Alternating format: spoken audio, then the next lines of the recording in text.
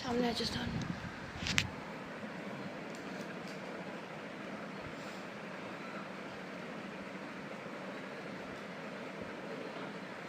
ঠিক আছে, এটা আমাদের পার্পল শেড এসে গেল। এবার একটু লাইট শেডের ইয়ে দে, ব্রাশ দে, আরেকটা ব্রাশ দে, হয়ে গেল। এবার আমি এটাকে মুছে নিয়ে এবার লাইট পিঙ্ক শেড নিচ্ছি, নিয়ে এই যে শেডটা এটাকে আমি ব্লেন্ড করে দিচ্ছি।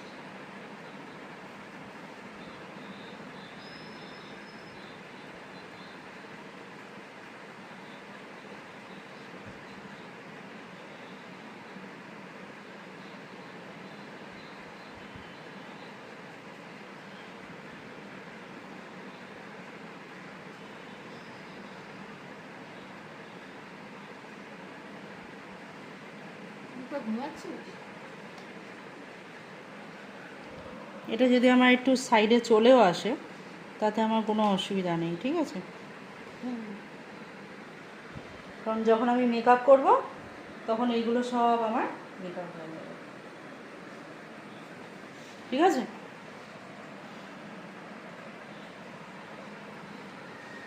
এবার এই যে লাইনটার